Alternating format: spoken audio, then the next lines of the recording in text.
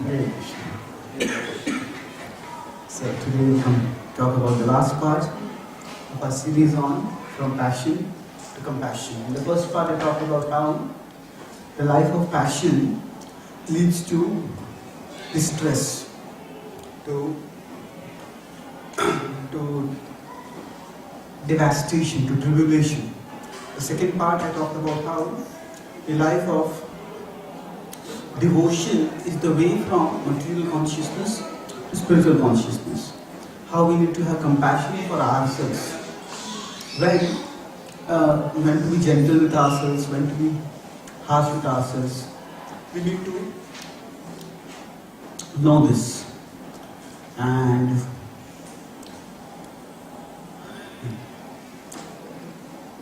in today's part, I'll talk about how compassion should be felt as compassion. That means that when we are trying to be compassionate to others, at that time, it is important that we not come off as judgmental. Because the tendency in the material world is that the ego tends to feel superior. And ego takes some reason or the other to feel superior to others. So often our spiritual practices can become the cause of our ego getting inflated. So simple. Let's start with a simple example. Suppose somebody has fallen in a well and there's somebody outside. That person is walking by, he says, "You have fallen in the well, it's your own bad karma. It's your own folly that you fell in the well. Stay there." Worse is, somebody is passing by and this person from the well is trying to crawl out, hold on to the fingers and climb up, and the person from outside stamps on his fingers and the person falls back in the well. The third is that this person who has fallen in the well, this person stands out and looks at him. So dirty, so filthy. But somehow, I'm so kind to you. I tolerate all your dirt, all your filth, I'll pull you out. The fourth is that the person outside the well actually goes into the well and from below lifts the person up. So the person comes up. So all these are different approaches that a person may have for somebody who is in distress. When we talk about compassion, the Bhagavatam focuses on the point that material consciousness is like the bottom of the well, where there are various kinds of distresses. And spiritual consciousness is somebody who has come out of the well, who is free from worldly craving, who is free from worldly anxieties, and is thereby better situated. So, naturally, a person who is more comfortable, who is more happy, who is more well situated, would like to help someone who is at a lesser situation. Srila Prabhupada was asked, what is the motivation for preaching? Prabhupada gave different answers at different times.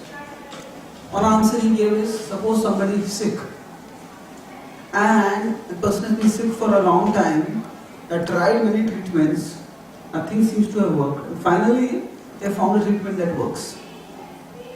And they're getting better by that. So then,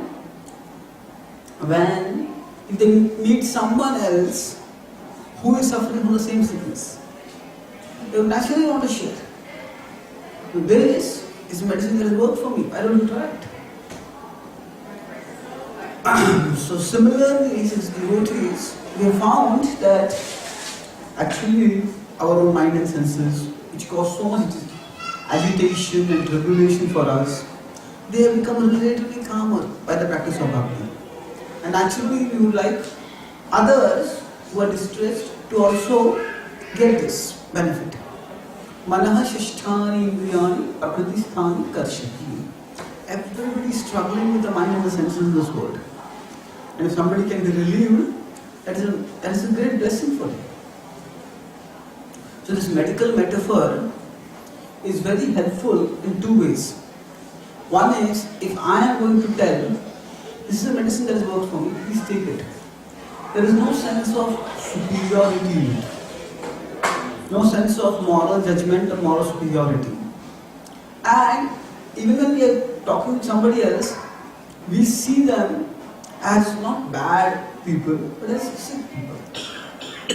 So the judgmentality aspect can be avoided if we see ourselves as sharers of a process that has worked for us, and that can work for others also.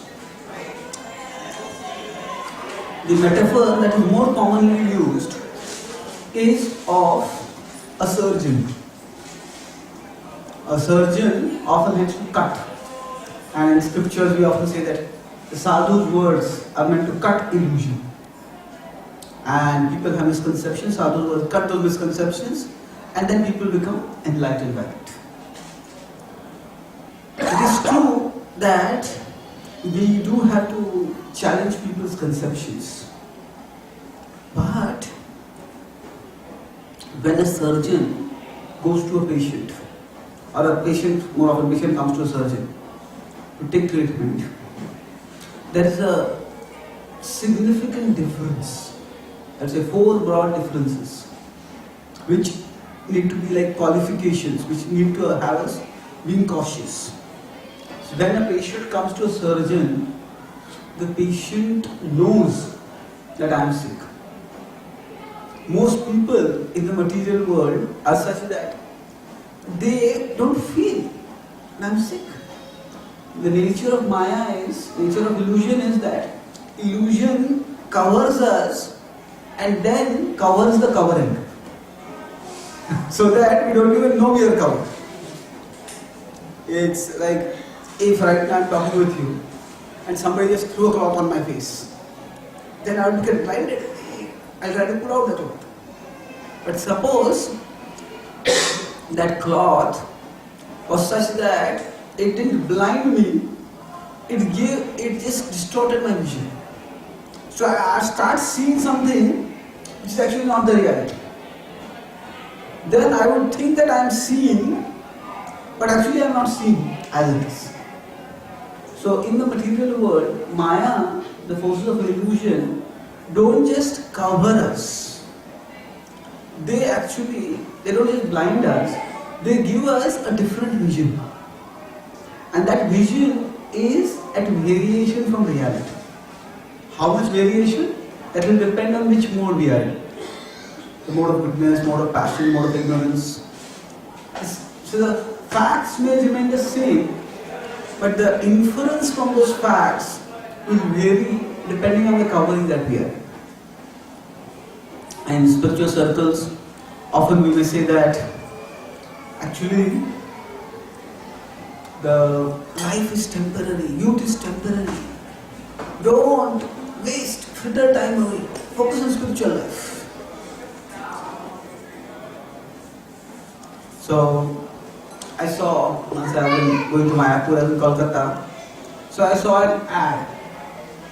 It said, enjoy before you become a dirty old man. So the idea is, the same fact that youth is temporary, that life is temporary, a place for enjoyment is temporary, we may take that and a materialistic person may think that, just enjoy before you lose it. The spiritualist may say, you're going to lose it, why chase it? Look for something eternal. So the covering of Maya is such that it doesn't blind us, it distorts our vision. And because of that, most people don't feel that there's anything wrong with them. So it may be said that a surgeon is meant to operate a patient. But if the patient doesn't know that the patient is sick, then it becomes much more difficult. Not only that, even if we say that the patient is sick and the surgeon doesn't, so the patient doesn't know, surgeon knows, so surgeon has to operate. But even then the surgeon, operation or in medicine, doing an operation is never the first course of action. It is usually the last course of action. First try some oral medication, maybe try some injection, try various forms of therapy, and when nothing works, then try surgery. So similarly, when we are meant to be compassionate to others, it means what are we using in the context of surgery over here? That people have certain conceptions which may be wrong, which we may need to correct. But while correcting those conceptions, it's important that we do it in a way that is illuminating for them. It is not just agitating and alienating for them. So, first, a relationship has to be built. Before any kind of spiritual knowledge can be shared, the audience has to feel that we are their well-wishers. In the early days when Srila Prabhupada went to America, his accent was so Bengali that many of his audience could not understand what he was saying. But they could sense his affection. They could feel that he cared. And that's what kept them coming. And eventually they understood his message. They started applying the things. So, before the surgery can be done, before we can be compassionate to people in any way, first they have to sense that we are their well-wishers. And that requires learning to suspend our judgmentality. Suspend our judgmentality means that when we start practicing spirituality, especially in terms of the application in terms of culture, this is to be done, this is not to be done, should eat this, we should not eat this. When we do these things, often those who are not doing those things, we start looking down at them. You are like this, you are like that. There is a subtle difference between, we could use the word discernment or discrimination. The word discrimination has a negative connotation. There is a difference between discerning and judging. Discernment means that if I am sick, I understand that this food is not good for me. This food is okay for me. This particular environment is not good for me. This environment is good for me. That is discernment. But judging means I put myself on a higher pedestal. You are down. You are like this. You are like this. So, for us as sadhakas, discerning is important. But judging is undesirable. Judging is alienating. So when we want to help others come to Krishna, the important thing is that firstly, for us to be seen as well-wishers, we may be well-wishers, but for them to see us as well-wishers, we have to suspend our judgmental mentality. Just approach everyone as souls who are parts of Krishna. Now, what the external level of that soul is not that important. Srila Prabhupada, when he went to America, if he had wanted to be judgmental, for the hippies in those days, the only regulative principle was to break all regulative principles. It's not, sinful thing was just normal for them. And in general, from the Brahmanical perspective, the Western culture, Western civilization is considered degraded. But the hippies were considered degraded even by Americans. So Prabhupada went and lived among those who were considered degraded even by the degraded. But he was not judgmental. He didn't speak, this is right, this is wrong. But he first of all made sure that his loving nature, his caring for them was much more important. And for us, when we are practicing bhakti, as I said, the first point I made is that people don't realize they are sick. Second is, surgery cannot be the first line of treatment. Always it's the last line. The first line of treatment is simply building relationships. And just for building a relationship, it is suspend our judgmental mentality. Otherwise, the judgmental mentality becomes like a block which prevents us from connecting at a human level with people. So you want to connect at a spiritual level, but people are not in spiritual consciousness. So we can't connect directly at a spiritual level with people. First, we need to connect with them at a human level. Connecting at a human level means is conducting ourselves in a way which a normal human being can appreciate. Being courteous, being gentle, being helpful, being sensitive. Mr. Prabhupada was asked once in a public interview, how do we know your followers? So Prabhupada could have answered, they follow 4 principles, they chant 16 rounds, they do this. Prabhupada said, they are perfect gentlemen. Perfect ladies and perfect gentlemen. So here, broadly speaking, there is a Siddhanta. In our spiritual life, there are 3 main things. There is Siddhanta, there is Sadhana, there is Sadachara. Siddhanta is the philosophical understanding. Sadhana is the spiritual practice. Sadachara is the practical behavior. The world doesn't care what our Siddhanta is. The world doesn't care what our sadhana is. What the world cares is what our achar is. How is our behavior? I may be chanting 16 rounds attentively, I may be chanting 64 rounds attentively. Well, why should the world care for that? Their values are different. What they will see is, in the normal dealings, how do we deal with them? Yeah, I may have memorized all the 700 verses of the Bhagavad Gita. But why should people care for it? In their value system, it doesn't matter. It doesn't count. What they are going to see is, in our day-to-day dealings, how do we conduct ourselves? So, in our spiritual practices, often we give a lot of emphasis on Siddhanta and Sadhana. We should follow the regular principle, we should chant 16 rounds, we should come to the temple, we should do deity worship. All this is important. But from people's perspective, what will they care for it? When they start becoming devotees, they will definitely care.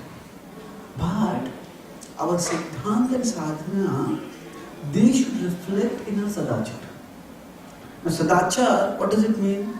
Broadly speaking, it will mean behavior in the mode of goodness. The transcendental behavior is difficult for people to appreciate. Once a senior devotee was giving a talk to a group of devotees who were doing a very important preaching event where a lot of new people were going to come, influential new people. So this leader, he said that for the service of Srila Prabhupada, everybody should conduct themselves in the mode of goodness, irrespective of whether they are below it or above it. Sometimes in the name of being transcendental, we become just disrespectful for others, uncaring for others. So what the world is going to see is our behavior, sadachara. And that's what Srila Prabhupada is trusting. He says, how are my followers to be known? They're perfect gentlemen. So this is what is required for building trust. Without having a foundation of trust, we cannot influence anyone. So normally, nowadays, of course, we have big security systems at houses, but traditionally, say, if somebody knocked on the door, then we might just have a chain in our house and open the door partially to see who is there. And then, if he's a familiar person, if he's a trustworthy person, then we'll open the door and let them come inside. So like that, everybody has a chain in the door of their heart. And unless that is opened, whatever we may say will not enter. And that is opened largely by our conduct, how we conduct ourselves. And this door of the heart can often be closed by the ego when it goes in the defensive. If I feel threatened by someone, then the ego just goes into defense and then nothing can break that ego. It is extremely difficult. He said that we may argue with people and sometimes we may have to point out this is wrong, this is right. A debate may happen. But the thrust has to be that people should feel that we care for them. Otherwise, a person convinced against his will is of the same opinion still. They won't change. They won't change at all. So this is now when the surgery is itself to be done, that means somebody has some misconceptions. And I want to point out, this is not right. That also, how is the surgery done? A surgery, there's a lot of preparation before that. Usually, anesthesia is given. Without anesthesia, to do surgery is often cruelty. Sometimes in emergencies, say somebody, there are 100 soldiers on the battlefield who are wounded, and you just have to treat them, there's no time. At that time, surgery will be done without anesthesia. But that is an emergency measure. In general, to do surgery without anesthesia is cruelty. So similarly, for us, if we are challenging people's conceptions, countering people's conceptions, that's like doing surgery on them. And if you do it without anesthesia, it's very painful. And when that's painful, again, the point is people don't understand that they are sick. So if something causes me a lot of pain, and I don't see any gain in that, then I just go away. I just go away from Krishna. So if that is not to be done, then we have to be very cautious that our compassion comes out in a way that is not hurting. We cannot avoid hurt because people have certain conceptions, they have to be corrected. But they have to be corrected in the least hurtful way, not in the insensitive way. A few years ago, I was sick continuously for 1.5 to 2 years. And the doctors, for a major part of that time, they couldn't diagnose really what was wrong. So they had taken almost different doctors at different hospitals. They had taken almost 100 blood samples. So my whole hand was filled with needle pricks. So then finally, once when I had to take a blood sample, the blood sample nurse came, and that nurse was actually spent almost 10 minutes trying to find a spot from where the needle could be inserted. Now that nurse could have said that my job is to take blood. If you have so many pricks, that's your problem. But no. That nurse was sensitive. Trying to find us if there's a spot where already there appears, the pain will be much more. So, that, you could say that it's my duty to take blood, and if there's any problem on your side, it's your problem. But that is insensitivity. So people have certain conceptions, and nobody consciously holds on to wrong conceptions unless they want to deceive others. Whenever we have certain conceptions, we believe that they are right. And for some people, some conceptions are like sore spots. It's very difficult for them to change that. if somebody is connected to some spiritual organization, they follow a particular teacher, somebody is following a particular ideology, and there they have certain heroes. Now, if we come off as insensitive in criticizing them, then that's like piercing the needle where already there's a sore spot. The pain will be much more. And that pain, the normal person, it might not be there. But in some other person who already has that complication, that pain will be much more. So, we may do something out of compassion, but the result may be alienation. The result may not be attraction towards Krishna, the result may be alienation from Krishna.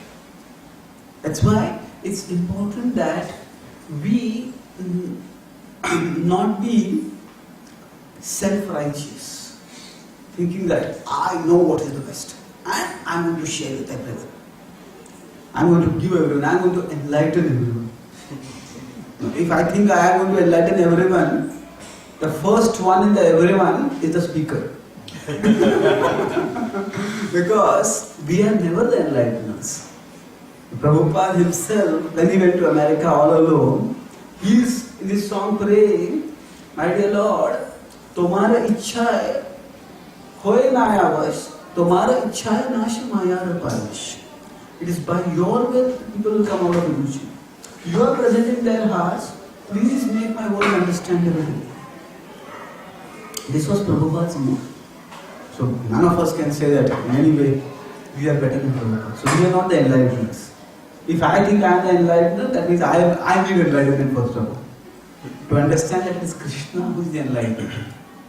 And we simply have to become agents by which people can connect with Krishna. And Krishna will guide them onwards. So although sometimes in preaching we may sit on a higher pedestal, or there is a certain sense of respect that is given to anyone who is going to speak, but actually preaching is effective only when it is done on a foundation of humility. And I see that actually there is a force greater than me that is acting. And that Krishna is somehow, for whatever reason, has chosen to act through me. So many times when people get transformed, it is because Krishna has acted through us and Krishna has acted in their hearts. That's why they get transformed. So we have to make sure that when we are doing the surgery, it's as painless as possible. And even after the surgery is done, there is pain medicine that is given. It's not that now the surgery is done, now it's lost.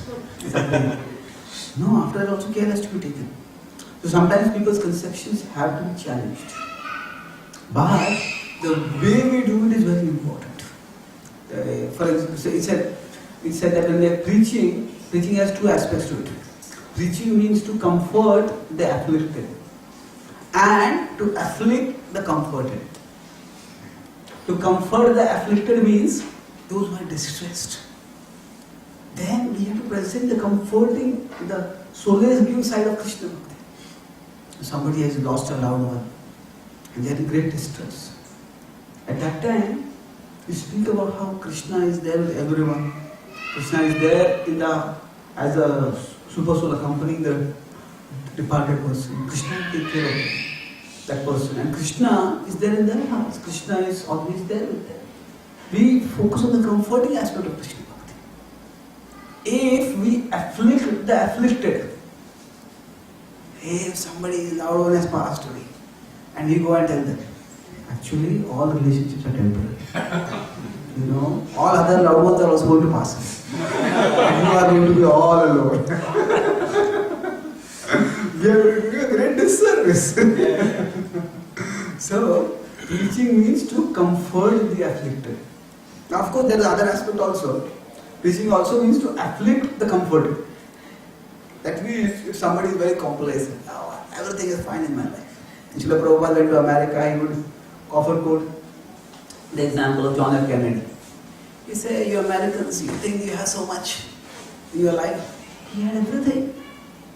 Powerful, popular, intelligent, young, and one moment everything was lost. So, when people are comforted, we may have to afflict them. But we have to see where people are at. Most of the people who come to Krishna in today's world are those who are needing some comfort. So in the Bhagavad Gita, Krishna talks about 4 categories of people who come to him. He talks about the distressed, the inquisitive, the wealth seekers, and the knowledgeable. In Kali Yuga, the 4 kinds of people who come to Krishna are the distressed, the distressed, the distressed, and the distressed.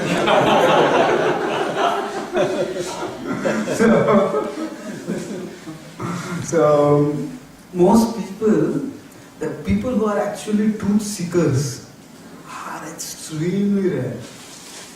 So when people are coming when they are distressed, at that time the comforting aspect of Krishna Bhakti has to be present. Not the confronting aspect. Not the alien, not the aspect that is going to afflict them further. So some devotees, when they speak, they have like one formula for everyone. Whoever you meet, they start off. Life is temporary, you are not the body or the soul, this world is Kali. And when we do that, it's almost like the same soundtrack is being played again and again. Prabhupada said that realization means that we present the message in a way that is interesting to the audience. And that means we have to look at who is the audience, where they are coming from, what is their thought process, what are their concerns, and then we present appropriately. So, in my early days, when I just started practicing bhakti, at that time I asked a senior devotee, a sannyasi, how do I preach to my parents? So he replied, by letting anyone except you preach to them.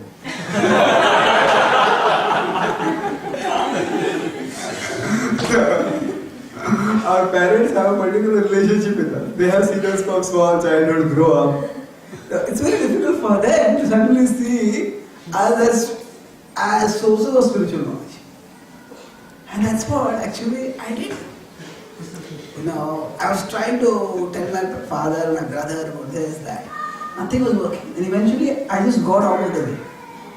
So got out of the way, connected them with devotees, and then the effect was much, much better. So I may preach to some people, but there's some people, it just, that same approach doesn't work. So, because we all are of a particular nature, in a particular position in society, so we all have to find out what is the best way I can connect this person with Krishna. And sometimes I may not be the best way. So, it may be that somebody else can connect them with Krishna better. And the whole process of bhakti is about providing people a path to connect with Krishna. Whether they connect with Krishna or not is up to them. So we open the door for people and invite them. Krishna Bhakti is so wonderful. We invite them, we talk about Krishna Bhakti. Now if they are not interested, then what do? Sometimes we spend some time with some people, and if they are not interested, then we open the door for them to come in. If they don't come in, bang! Slam the door in their face. You are foolish, you are sinful, you are this, you are that, you are doomed to go to hell. It doesn't have to be like that. If different people are at different levels in their own spiritual evolution. The soul is going through many lifetimes, and while going through different lifetimes, the soul has, so each soul has a different level of spiritual evolution, and different souls will have different levels of readiness for practicing Krishna. And when they all have different levels of readiness, we can't expect that just because of our one talk or a few interactions, they will take up. Because we don't know what level of readiness they may be at. So what we can do is open the door and leave the door open. That means if you find that they're not really interested, then just end the interaction on a cordial note and move on. That cordiality will be remembered much more than the force of our arguments. We may argue and prove you are wrong, I am right. But that will simply be seen as our imposing. But if just the interaction is ended on a cordial note. Hey, I met a nice person. What does it make sense? Although I am not interested, it makes sense. Leave it at that. Krishna is there in their hearts. And at the right time, when when either they face some distress or they get some experiences which remind them of something, which prompt them to explore something higher in life, at that time Krishna will guide them. And then they will walk through the door which we had left open for them. So we have to recognize that when we are trying to share Krishna Bhakti with others, it is their spiritual evolution, their level in their spiritual evolution, which will determine whether they take it up or not. And so we just open the door and leave it to them. We don't need to push people a little bit. But how much can we push? There's a limit to that. Sometimes when we are driving a car, the car doesn't start. I have seen that happening in India, I don't know whether it happens here. When the car doesn't start, then a number of people come and they start pushing the car. It happened here? It's a feature of the car, I suppose, not the country. So suppose there are 3-4 people who are all pushing the car. The person inside is trying to start the car also. And they together get the car moving. That's a cooperative effort. But suppose the people outside are pushing the car and the person inside has gone to sleep.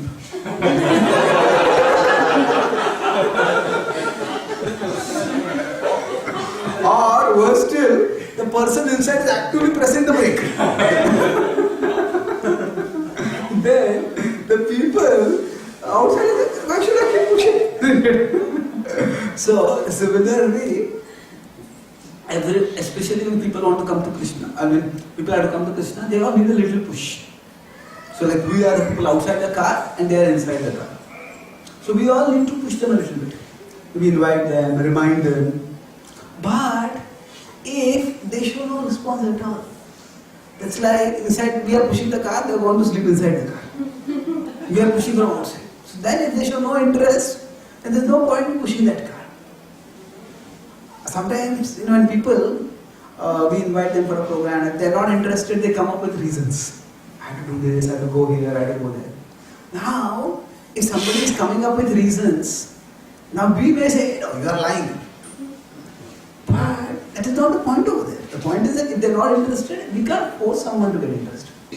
Just leave it like that. The cordiality with which we ended, they will come eventually at their time. Krishna is there in their hearts. When Srila Prabhupada is preaching in India for so many years, not many people became devotees. In fact, hardly anyone became a devotee. And because people were not ready. He went to America and so many people were ready at that time. So it is not it is not that we are preaching. It is Krishna who is acting through us. We are simply trying to connect people with Krishna. So compassion means that we do open the door for people to come to Krishna. So broadly speaking, the mood of compassion is that if people don't know about Krishna, that is our problem. If they don't move towards Krishna, that is their problem. If people don't know about Krishna, then it's my responsibility. I should try to give them information about Krishna and give it in a way that is relevant to them, that is attractive to them. But if after that, they don't choose to move towards Krishna, then it is up to them. It is between them and Krishna. So we better move on and try to look for some other people who will be moving towards Krishna, who will be more interested in moving towards Krishna. When we talk about compassion, we may talk about, we may go out and distribute books, we may invite people for programs, We may talk to different people, maybe our colleagues or whoever, and try to get them to connect with Krishna. That's all good. Especially challenging to be compassionate to is people who are very close to us. Our relatives, our family members, our children. We want them to also practice bhakti. But sometimes because they are very close to us, we become very judgmental to them. Now, in every relationship, there is contribution and there is expectation. There's a give and take in every relationship. I do something for the other person does something for me. There's contribution and there's expectation. So,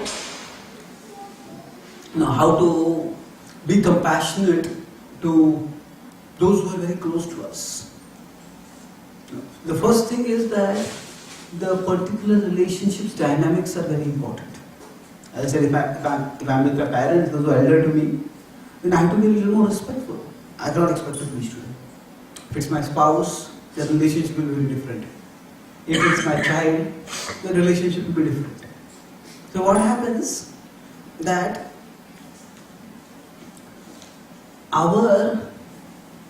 at one level, we are trying to be representatives of Krishna. We are trying to share Krishna message with them. But then we have a material relationship with them.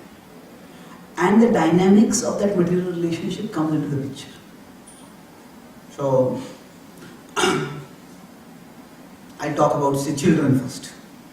When the children are small, they just basically follow their parents. So if the parents come to the temple, the children come to the temple with them. Then, as they come to their teenage is a very difficult age. It's like parents start feeling, my sweet little girl, where did she disappear? He is sullen, uncommunicative. Who's this stranger who has come here? This feels like a very different change. What has happened is that there is in teenage, universally, there is an identity crisis that comes. When, say, children are below the age of 10, they are primarily identified as, okay, the son of so-and-so, the daughter of so-and-so. That is their primary identification. Once they become adult, they have their own identification. Okay, I am an engineer, I am a doctor, I am this and that. In the teenage, they are too old to accept being identified only as a child of someone. And they are too young to have an identity of their own. So at that time, they are really searching. And a lot, that's why they are very vulnerable to peer pressure. Because whatever makes them look good, feel cool in their social circle, they become very vulnerable to influence by that. So, often in wanting to assert their identity separate from their parents, they go against their parents. The British author Rudyard Kipling, I think it's Oscar Wilde, he said that when I was 12, my father was a fool. Now I am 22 and I am amazed how much the old guy learned in the last 10 years.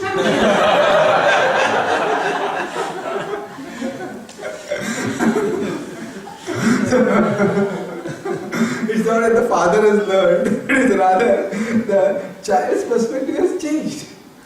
So there is a phase when rebellion is just natural. And at that time, we have to be very careful. We may force, say if we sometimes may use the authority or the position coming from a relationship to make people do certain things. But that is never sustainable. As parents, we may tell us, you have to do this, you have to do this, you have to do this. But once they become teenagers, once they grow old, they are going to have their own life and they are going to make their own choice. So being compassionate to our children means that we have to stop expecting them to be the reincarnations of Prahlad Maharaj.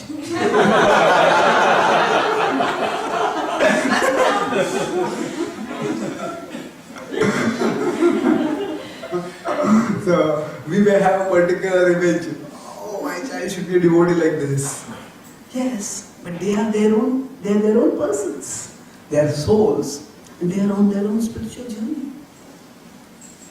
So I have talked with many devotee children in various parts of the world, and almost all of them, after their teenage years, they come back and they practice bhakti at some level. Whether they will become serious sadhakas or not, that will vary. But they are overall appreciative of bhakti, unless they have had some very bad experiences.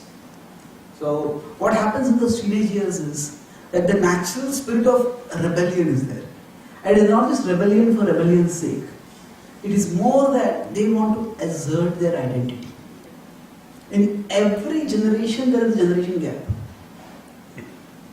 But in today's world, it is all the more because society is far less structured than what it was in the past. So,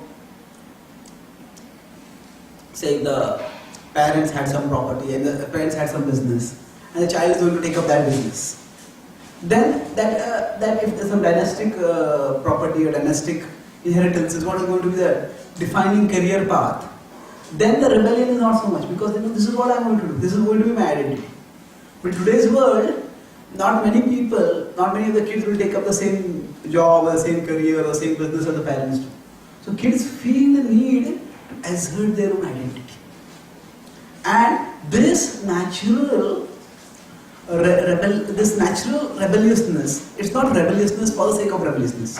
It's just a part of the natural growth.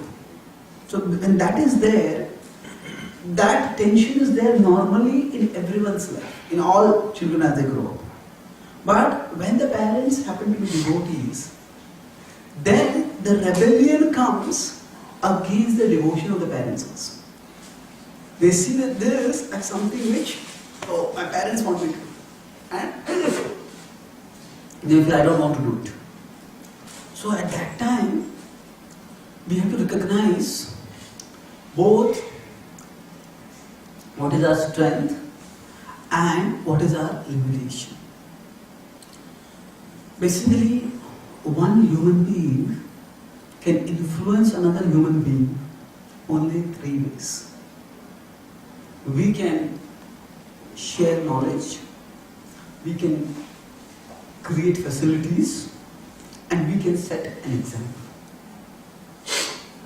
We can share knowledge. If you do this, this will happen. Do this will happen.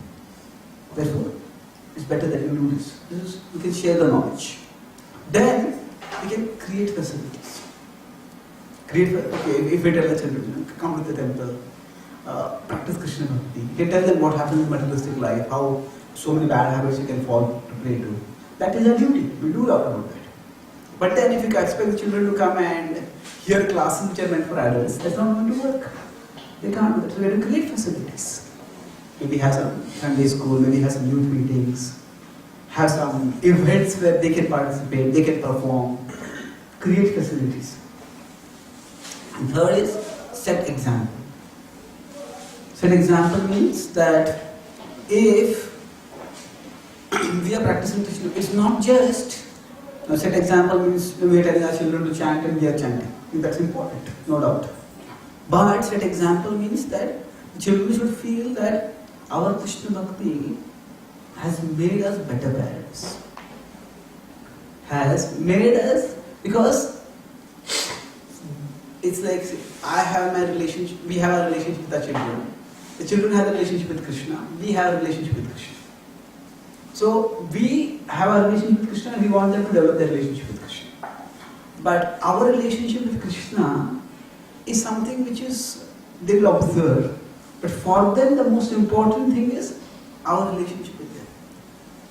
So if our Krishna Bhakti, they find it is making us more judgmental towards them. You shouldn't be doing this, you shouldn't be doing this, you shouldn't be doing this. Then I saw a Christian joke once. In the Bible, the beginning it's not a Christian joke, it's an atheist joke about Christianity. So the Bible begins with saying that in the beginning was the Word, and the Word was God. So this atheist joke was, in the beginning was the Word, and the Word was no. You can't do this, you can't do this, you can't do this, you can't do this. So sometimes we can come off as very restrictive. Yes, obviously, certain amount of restrictions are required in life. But restrictions cannot be sustained for long unless they are accepted voluntarily. So, we can provide knowledge, we can provide facilities, we can set an example. And after we do this, it is for every soul to choose on their own. And there is material irresponsibility, there is material responsibility, and there is spiritual responsibility. Spiritual responsibility is want our souls to allow us to also practice Krishna Bhakti, to come closer to Krishna. Material responsibility is that you want them to have good careers, have a good, responsible, respectable life. Material irresponsibility is we don't care for them at all. Now, when we are trying to share Krishna Bhakti with someone, especially those who are subordinate to us in a relationship, like say children are to their parents, then sometimes when they start asserting their independence and they want to do something which we know is harmful for them, at that time what do we do? There are two broad approaches we can have for parenting. Tell them this is wrong and don't do it, and stop them from doing it. The other is that ultimately we can't stop them forever. So we let our disapproval be known, but we don't reject them because of that. So, no, our love needs to be unconditional. That means, my love for you doesn't depend on whether you are going to practice Krishna Bhakti or not. As a parent, I am always there for you. Of course, loving relationship cannot be unconditional. Love can be unconditional. I can love someone, but if there has to be a relationship, that person also has to reciprocate. Sometimes a parent may tell you are wrong and you are not understanding it. One day when you understand it, you will come crawling back on your knees. Now, if we have that attitude, or if that is the tone in which we speak, even if they understand that they are wrong, they will not come back. Because it was not an issue of what is right and what is wrong, it became an ego issue. So somehow, it is important for us to recognize that our relationship with Krishna is not dependent on how others relate with Krishna. Parents naturally want their children to become devotees, if we are devotees.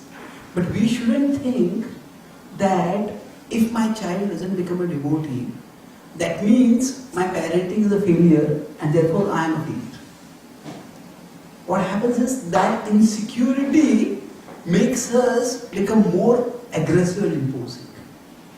Krishna says in the Bhagavad Gita, Karmanye vadikaraste mafaleshu kadachana. We can only do our part. And mafaleshu kadachana, we are not going to be attached to the results. So, if our sense of self-worth becomes invested in what someone else is doing, then we become very insecure. And any relationship that is in which we are acting on the platform of insecurity, there cannot be stability in that relationship. So we need to be convinced, I am a servant of Krishna, and my relationship with Krishna is not dependent on how anyone else believes. Yes, I would like others to practice Krishna Bhakti, but my primary identity is I am a servant of Krishna. And yes, as a service to Krishna, I will be the parent of someone, I will be the spouse of someone, I will be the relative of someone, and I will try to get them also to Krishna. But if we don't have that insecurity, then we can move more steadily towards Krishna. And we can be available for others when they want to go towards Krishna, without imposing on them. I was in Texas a few months ago. Now Texas is known to be, in America there are certain states which are called as the Bible Belt, where there is a lot of evangelical Christianity. So I saw one car, the bumper they had a sticker, "Oh God, please save me from your preachers."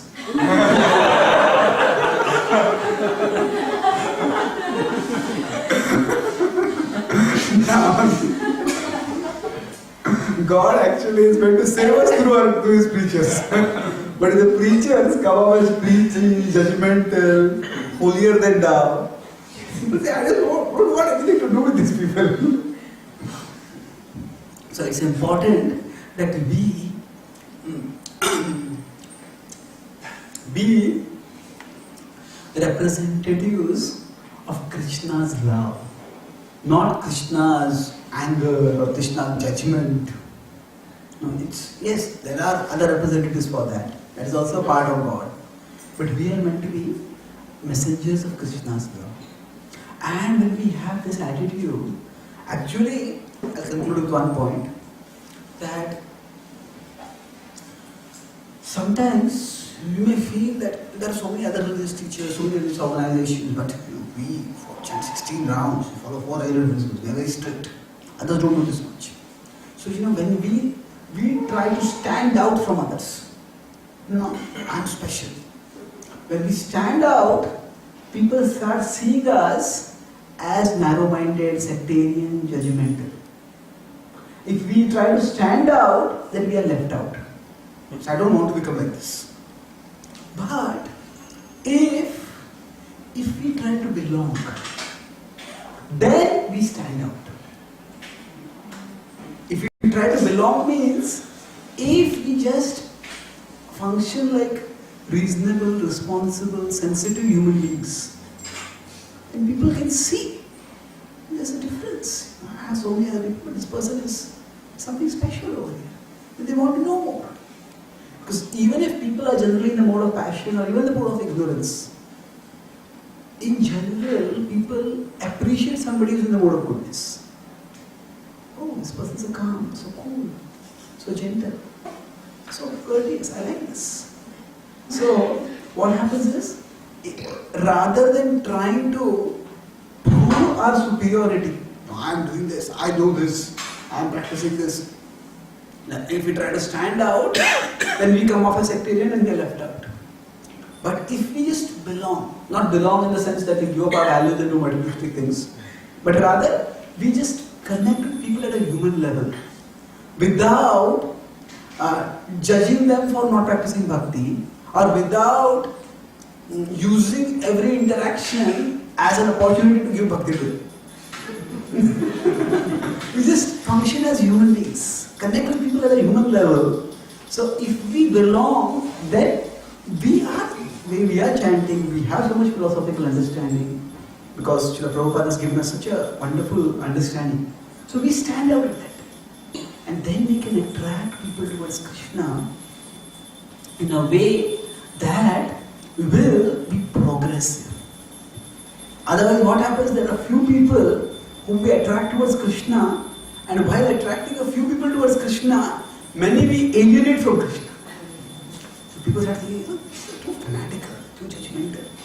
But what we can do is, if we can learn to connect with people at a human level and then at a spiritual level, then we will attract people towards Krishna at various levels. Some people may become serious devotees, some people may become not so serious devotees, some people may become well-wishers, some people may become appreciators. Even if a person is living in Rajoguna and that person comes towards Sattva, that is also an elevation in consciousness. And that is also a step forward for them. So if we think that my success is that a person should become a devotee in the sense of certain external practices they have read, not everybody is ready for that. But if we see that through my interactions, I want to really help raise people's consciousness. from wherever they are, one level up. That is actually Krishna's mood in the Bhagavad Gita. Krishna says that in 12.8 to 12, he gives various levels at which people can practice Krishna Bhakti. And always be absorbed in me. If you can't do that, think of me. If you can't think of me, then you work for me. If you can't work for me, do your work but offer the fruits to me. If you can't offer the fruits to me, then offer the fruits to some good cause. So Krishna is giving various levels at which people can connect with him. So rather than seeing bhakti as a bhakti outreach or bhakti preaching as a 1-0, instead of seeing it in terms of digital logic, we see it in terms of analog logic. So different people move towards Krishna at different spaces and in different ways. And if they are moving towards Krishna, then that is a success. And some people will move fully towards Krishna, some people will move gradually towards Krishna. That's up to them. Krishna at the end of Gita says, Yathe-ichchasi tatha kuru. That yatha-ichchasi, as is your desire, you do that.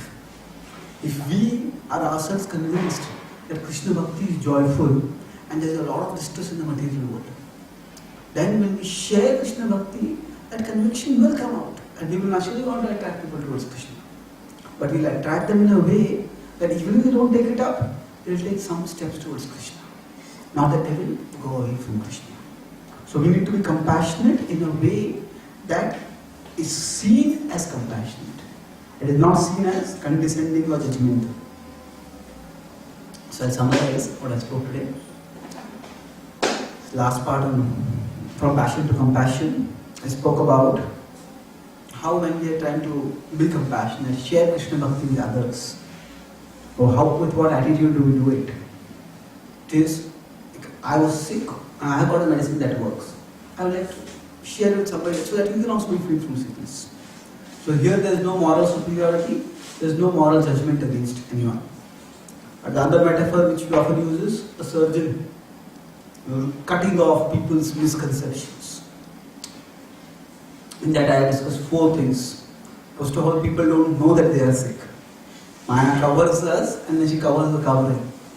So that we don't feel we are blind. We have some vision which is not in harmony with reality, but we think that is the reality. So when people don't feel they are sick, why will they feel the need for any surgery? So we cannot just become surgeons and start doing operations on people. And then even if surgery is to be done, first thing is that it is never the first course of treatment. The first course of treatment is that other non-invasive treatments are done. That means we need to first develop a relationship with people. Connect with them at a human level where they start feeling that we are well-wishers. They are well-wishers. Only then they will become open to hearing more. Otherwise, they will, unless the heart is open, the message doesn't go in. As the ego clamps down, then the message can never go in. And then even if surgery is to be done, before that, anesthesia is given. So, like blood has to be taken, we have to find out which is the least painful spot from where the blood can be taken. So if people have certain sore spots or misconceptions, they have to be aware of that and present Krishna Bhakti in a way that doesn't inordinately agitate people. So rather than repeating just one line, you have to see the audience and present it in a way that is interesting, that is relevant. And lastly, even when we do surgery, there has to be pain medicine that is given after. That means it's not that we just prove people that you are wrong and I am right and ended that. We maintain a loving, cordial relationship without coming off, now I have proven I am cleverer than you. So, preaching means to comfort the afflicted and afflict the comforted. You have to see where people are at and then present appropriately. And sometimes people are just not ready. So we open the door, if they don't come in, we leave the door open, not that we bang it by condemning people for not taking Krishna. So, getting people to Krishna requires pushing them. But that pushing them has to be within limits. Like a car is not moving, we push so that the car starts. But if the person doesn't want to move the car only, then better go to someone else. So, we don't have to. If people are not yet ready, that does not necessarily make them bad. They are just at different levels in the spiritual evolution. And if our interaction with them ends on a note of cordiality, then later on, Krishna from within their hearts will remind them and get them towards Him. So it's not that we are actually preaching, it is Krishna who is preaching through us. And preaching means that we connect people with Krishna in their own hearts. And then lastly I talked about how our particular relationship with others can shape the dynamics of how we present Krishna Bhakti to them. So with respect to children, because there's a natural rebellion that happens in teenage when they want to assert their identity. And if the parents have been devotee, then in asserting their identity, they may rebel against the devotion also. So if we try to impose something based on the authority of the relationship, that will not last for long. Rather than having inordinate expectations from them, we provide them the knowledge, create the facilities, set an example. And after that, it's up to them to choose. And we know that our relationship with Krishna is dependent on our service attitude towards Him, our consciousness. And even if our bad children don't become devotees, that is not our failure. As Krishna is there in their hearts, Krishna will guide them onwards. So we focus on doing our best and let them choose when they come to Krishna. So if we have this attitude that rather than thinking that if they have to become like this or otherwise they're not devotees. They have to have a more of a digital logic instead of that analog logic. If they are favorable to Krishna Bhakti, that's also success. And they will come closer to Krishna at their pace, from their place, as per the level of their spiritual evolution. So we need to not just have compassion for others in terms of recognizing that yes, this world is a place of distress and Krishna Bhakti is the relief. But that compassion also has to be felt as compassion. That means we need to act as perfect gentlemen and ladies, connecting with people in the mode of goodness. Not thinking that I am superior because of my sadhana or because of my siddhanta, but to understand that people are going to appreciate sadhana.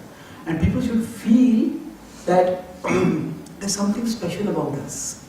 And I want to know more about it. If we try to stand out, and we come off as judgmental, superior, sectarian, we are left out.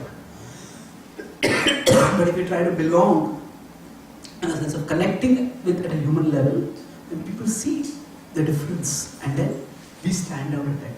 And we can invite people to come to Krishna. Thank you very much. Hare Krishna. Hare Krishna. So, are there any questions or comments? Yes. What's the meaning of environment to show care, that we care for others? Like, because we cannot also fully help them by getting to their problems or trying to solve it.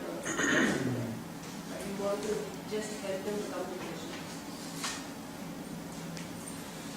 So, what is the minimum requirement to show people that we care for them? It depends on the relationship specifically. In different relationships, there are different expectations that are there, and different ways in which we may contribute. So, some friend or person who we meet, maybe my daughter's mother. sorry? It could be a friend. Okay, someone who we don't meet very regularly. So I would say that basic courtesy, that's what is appropriate at that time. And intermittently, sometimes we can tell them about some program and invite them for a program. But we are all finite beings. And we have to choose our battles. We have to decide what all is my priority and focus on that. So, we don't turn away from anyone. We don't reject anyone. But different relationships will be at different levels of proximity or distance, or formality, proximity or formality. And that's fine. So, there's no one gesture or one action that will be seen as enough for everyone, all relationships. Sometimes that person may be a close relative, but they may not be close to us. Sometimes somebody may not be a relative at all, but they may be very close to us.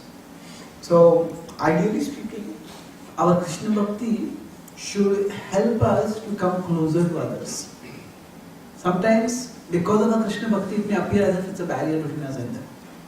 But if that is happening, what we need to do is, we need to renegotiate the terms of the relationship. So that we understand that this is a part of my life, it's a very important part of my life. And if they are going to challenge and criticize this part, then the relationship is going to be very difficult. But sometimes if we find that they are not interested in practicing Vaishnava Bhakti, this is what I am going to do. And then this is a part of my life. I won't impose this on you if you are not interested. But we can relate it at the remaining part of our life. So we may have to, it shouldn't be that our Krishna Bhakti has to become a barrier in our relationships. We want it to become a bridge which helps both to come closer. If that doesn't happen, then if we renegotiate the terms of the relationship, then the relationship can continue even if both parties are not at the same level of spiritual wavelength. Okay? Okay. Yes. So if you're preaching to someone or talking to someone and husband and wife, and one is very inclined towards Krishna consciousness, one is not, and actually one opposes it. So how do you strike a balance there? How do you talk to them? How do you approach them?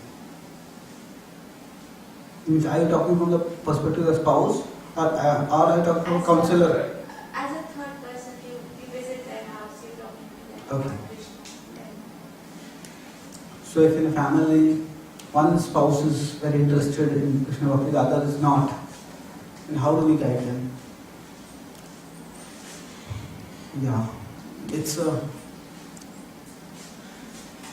difficult situation, but every person's individuality needs to be respected, and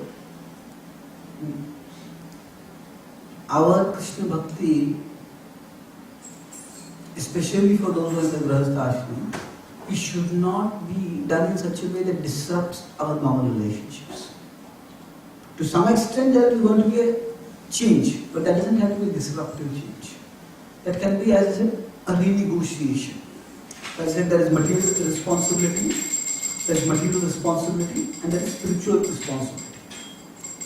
So, in Kali Yuga, at least in the postmodern times now, there is a lot of aversion to commitment. And when people don't want to enter into any kind of committed relationships. And when we talk about renunciation and detachment, what may happen is, we may equate our aversion to commitment with detachment. So aversion to commitment is actually tamoguna. Aversion to commitment means what? That detachment means I am not interested in material enjoyment. Aversion to commitment means I am interested in so many options for material enjoyment that I don't want to commit to anyone. I want to keep all doors open. So, we have two very different modes of consciousness. So, sometimes it may happen that we may think I am transcendental, I am taking a spiritual responsibility. I am at this level, but I am actually at the level of material responsibility. I am just be neglecting things in the name of spirituality. So, sometimes students, when they go to college and speak, students start practicing bhakti, and then they start, just before the exams, they suddenly start falling in love with Ramayana, Mahabharata. Throughout the semester they are not studying. But just when they are supposed to study their college books, say, all this is temporary, all this is avidya. I want to study Paravidya, I want to study spiritual knowledge. So actually in that case, it is simply the mind wanting the path of least resistance. The studies appear difficult, so let me escape that in the name of spirituality. So every relationship goes through difficulties. And sometimes the difficulties in the relationship, they require some discussion, some maturation. And if you are practicing bhakti, then we just justify the differences in the name of bhakti. That, that person is not a devotee. That's why all these problems are coming. No, we all need to mature. Sometimes there can be differences serious differences, even when both the spouses are practicing bhakti also. So basically, the point I'm making is that there has to be a process of maturation. And maturation is not a matter of age. Maturation is a matter of how much I can subordinate my emotions and pursue my responsibilities. So if somebody is not, if say one of the spouses is not practicing bhakti, the other is practicing bhakti, there will be some tensions that come up because of that, some emotions which may be flaring up because of that. But we need to subordinate them and keep moving onwards towards in that responsibility and towards Krishna. So what shouldn't happen is that in the name of becoming devotees, we become materially irresponsible and think that I am detached. That may not be detachment at all, that may just be irresponsibility. So basically our bhakti means we are rising from material responsibility to spiritual responsibility. So we try to, in every relationship that is there, we try to do whatever is required in that relationship at the level of material responsibility.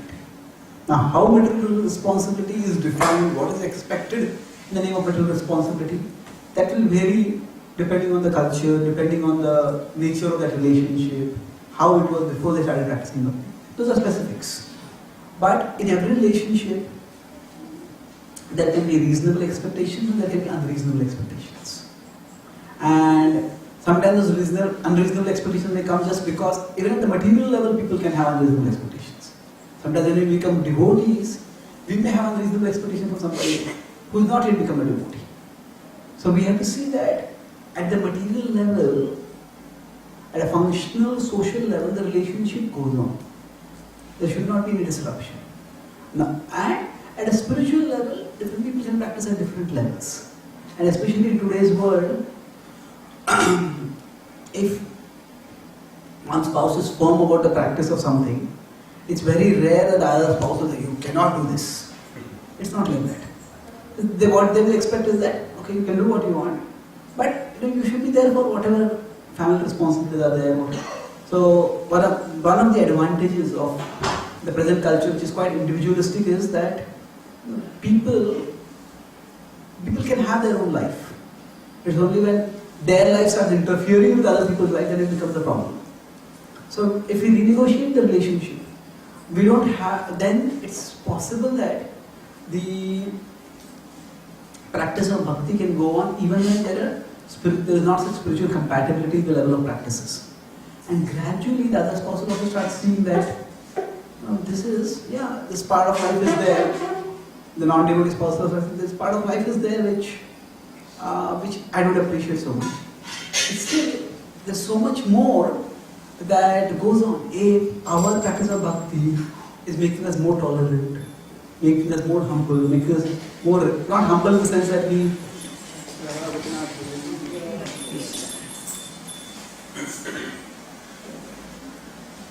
not humble in the sense that we let others trample on our spiritual bhakti, but humble in the sense that we don't make every issue into an ego issue. Tolerant in the sense that we learn to, small provocations come up, we just learn to tolerate that. So those are the things which can change positively, and other spouses also appreciate that over a period of time. So it's more a matter of ensuring that our spirituality is adding to where we are, not deleting from where we are. So if we have that understanding, then even if there is spiritual incompatibility, still the relationships can go on, and sometimes they may even improve over a period of time. Does that answer the question? Thank you very much. Should we stop? Sir? Okay, please begin. If parents are in Krishna consciousness and children are not interested in Krishna consciousness, so how this parents can solve the problem? If children are not interested in Krishna consciousness, but parents are interested, so what can we do? Yes, we can try to find out what is the children are interested in, and see if some aspect of Krishna Bhakti can be connected with it. Basically, we all go through different phases in our life, and in childhood or even in teenage years, people want to do things, not just hear, or philosophy is not so interesting, even sadhana may not be so interesting. The mind is very restless at that time. But some aspect they may like. For example, they may like kirtans. There's a facility for children to come and do some dramas, do some cultural activities. They can have some social bonding with other children of their age group or their overall their faith orientation. That can help. So basically, rather than seeing that they are not interested in Krishna Bhakti, they look at what is their circle of interest and then see where that circle of interest intersects with the circle of Krishna Bhakti. And sometimes it may not emerge immediately. Sometimes it may emerge over a period of time. I know one devotee. I was in Columbus, Ohio, and there's this young boy who's like maybe 8 years old, and he's brilliant at robotics. Tell him to come to a temple, he will never come. But if he was to do some robotics, he's 8 years old, but he can stay awake throughout the night. So researching on the computer, going on doing internet research, and he won some national robotic competition. He's a devotee's son. But a national robotic competition at the age of 8. And then his parents tried to get him to temple, just not interested. But then I was talking with him, and then I told him about brilliant boy. So I told him that he's just interested in robotics. I told him that I asked him what kind of models he makes, what does he do with robotics, various things. I told him you could make a model where of robotics, where Krishna, there's a Krishna robot, there's an Arjuna robot. And Krishna can be speaking the Bhagavad Gita to Arjuna. So he thought about it. First he said, it's religious. I don't want to do this. But then he talked with his friends, and he talked with his the teachers and everything. They said, oh, this concept has never been done before. It is not in America. So he says, you can make various things, but this would be unique. And then he just got this idea. And when he got the idea, then he started studying the Bhagavad Gita. Okay, what is Krishna going to speak?